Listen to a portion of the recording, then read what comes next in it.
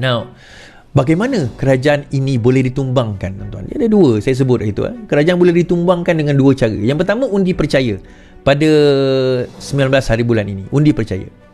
Nah, undi percaya ini kalau sekiranya mereka mengatakan tak percaya, dia undi percaya macam ni. Pertama sekali, speaker akan ditukar lah. Dia akan ada undian kepada speaker. Itu dalam aturan mesyuarat. So, mula-mula dia akan buat siapa nak jadi speaker dahulu. So, panggil seorang speaker, suggest nama. Kalau hanya ada satu nama, maka dia jadi speaker lah. Tapi kalau ada dua atau lebih nama, maka undian hendaklah dilakukan. So, bila undian dilakukan, so dia pun jadi speaker. So, the first thing order adalah beliau akan memanggil aturan pertama, iaitu undi percaya. So, dia akan kata bahawa ini kita buat undi percaya. So, kena angkat tangan. So, dia ada dua kaedah undi percaya, macam juga speaker tadi. Satu kaedah tulis. Satu kaedah angkat tangan. So, dalam hal ini, angkat tangan. Dia tak boleh tulis. Sebab kita nak tengok siapa sokong, siapa tak sokong. So, komposisi dah ada, kerajaan pembangkang semua dah ada. So, mereka angkat tangan. So, adakah mereka dikira letak jawatan kalau sikit melompat parti kalau mereka tak sokong? Contohlah, dalam UMNO ada yang tak sokong, ada yang tak angkat tangan. Tidak dikira lompat parti. Okey, nak menyokong mana-mana terpulang kepada mereka. Tidak dikira lompat parti. Cuma diambil tindakan, itu cerita lain. Tapi tidak dikira lompat parti. So, bet pertama bagi Perikatan Nasional adalah Anwar akan kalah yang pertama ini. So, sekarang ini UMNO dah dapat jawatan timbalan Perdana Menteri.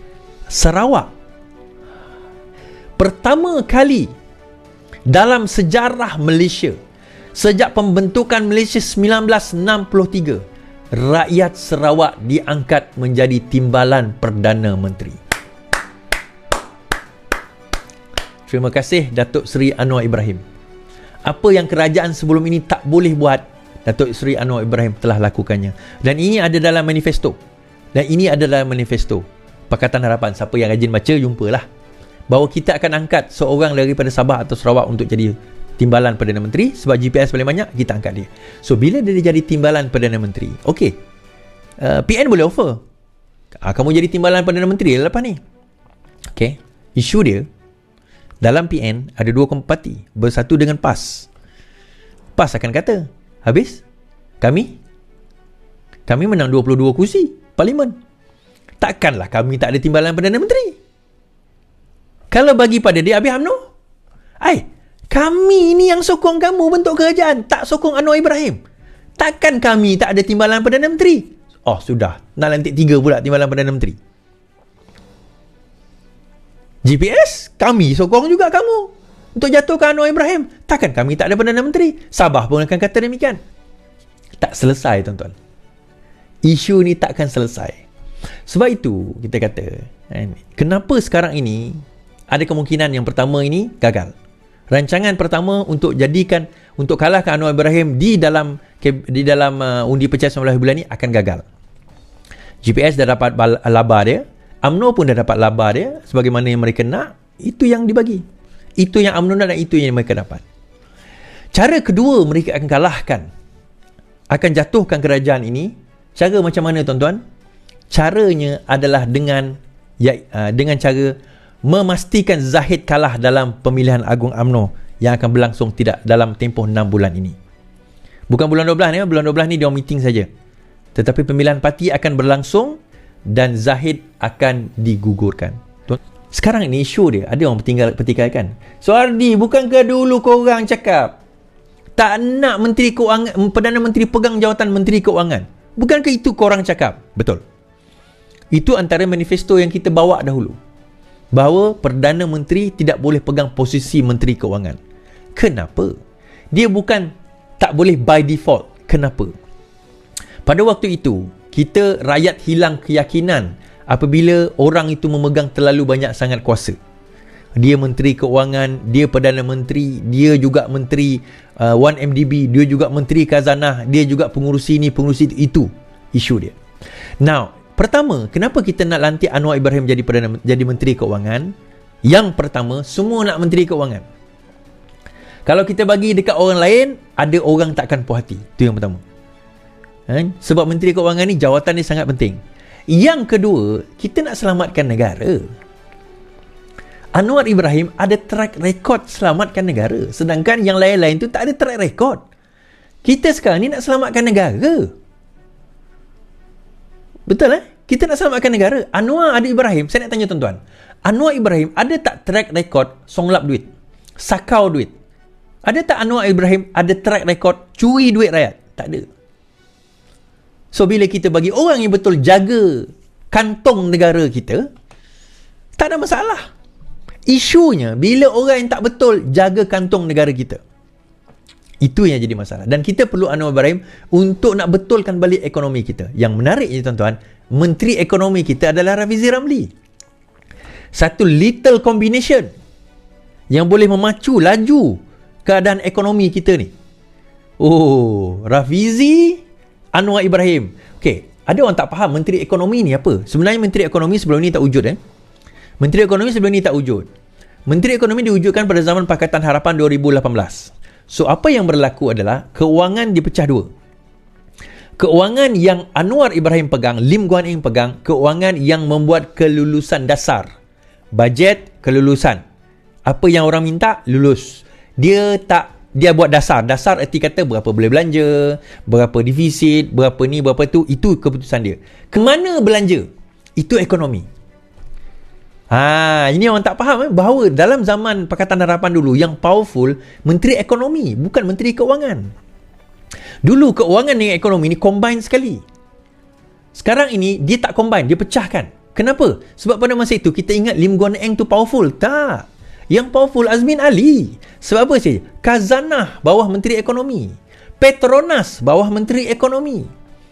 Felda bawah Menteri Ekonomi. Bukan bawah Menteri Keuangan, Menteri Ekonomi. So, sebarang agensi yang berkaitan, yang melibatkan keuntungan, sebenarnya yang membuat keuntungan kepada negara, yang menjana ekonomi negara, semuanya akan berada di bawah Menteri Ekonomi, bukan Menteri Keuangan. Menteri Keuangan dia akan buat polisi. Kelulusan bajet, boleh ke tak boleh, apa dia punya direction sebagainya, itu Menteri Keuangan.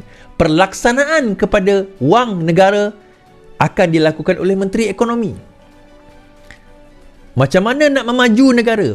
Tarik pelaburan hari ini 4.1 bilion telah dinyatakan oleh sebuah syarikat di Penang. Mereka akan melabur ke dalam negara kita dengan jumlah 4.1 bilion kerana kestabilan ekonomi sekarang ini. Dekat Penang Jangan tak tahu. So, tuan-tuan, nampak? Kombinasi inilah yang Perikatan Nasional sangat takut. Kenapa mereka takut, tuan-tuan? Selama ini, dia duk main sentimen DAP. Kalau Anwar jadi Perdana Menteri, hancurlah negara. Kalau Pakatan Harapan memerintah, habislah kita. Ni saya kata kuasa Allah SWT. So, dia bagi Pakatan Harapan campur dengan UMNO, campur dengan JP, campur dengan yang lain, memacu negara.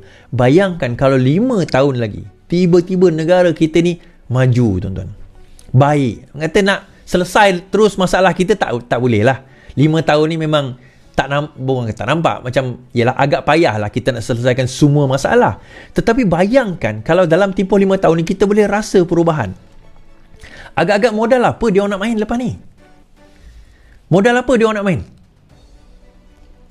Itu yang dia orang takut sangat ni. Dia nak main modal dia, modal agama, modal bangsa. Korang pernah dengar ke Perikatan Nasional tu cerita pasal ekonomi, tuan-tuan? Pernah dengar cerita? Dia orang cerita pasal ekonomi? Tak pernah. Yang dia cerita, kalau tak undi Perikatan Nasional, masuk neraka. Itu dia orang cerita. Lain daripada itu, dia tak pernah cerita. Cerita ini ekonomi, cerita tentang masalah harga barang, dia tak pernah cerita. Sebab bagi dia, itu yang mudah nak jual. Cerita ekonomi ni orang kampung tak faham. Sebab itu saya jumpa seorang kawan saya tadi hari tu kan. Ni kawan saya menonton juga. Dia kata, aku ada satu WhatsApp group. Dia kata, ni orang tua ni, umur 50, 60 tahun, 60 tahun. Aku ada WhatsApp group. Sebelum commotion, sebelum undian, kita orang buat undian dalam WhatsApp group. Korang undi siapa? Majoriti undi Pakatan Harapan. 2 hari sebelum buang undi, majoriti tukar kepada Perikatan Nasional. Aku seorang je tinggal undi Pakatan Harapan, dia kata. Saya kata, tahu tak kenapa? Kami dapat arahan 48 jam sebelum buang undi, kami kena tingkatkan cyber trooper sebab pada masa itu dia orang serang habis-habisan guna agama, guna bangsa. Saya cakap dengan kawan yang call saya saya kata, minta maaf, saya ni seorang je. Saya seorang tak boleh nak lawan semua orang ni. Walaupun sekarang dia 11,000, yang ni 2,000 tengok, ini saya tak tahu berapa kan. Tapi jumlah itu tak cukup tuan-tuan. Dana yang dia orang tabur tu gila-gila punya. Orang yang dia guna tak pernah muka kita tengok masuk TikTok, masuk YouTube, Facebook, terutama TikTok lah. Tiba-tiba muka dia muncul. Lepas habis pilihan raya, muka dia pun tak muncul. Video dia punya view bukan-bukan, ratus ribu. Saya rasa belilah. Saya pun boleh beli sebenarnya. Saya harap video malam ini, video yang saya nak kemukakan malam ini, menjawab persoalan-persoalan anda. Buang kegusaran di dalam pemikiran kita. Hilangkan kegusaran.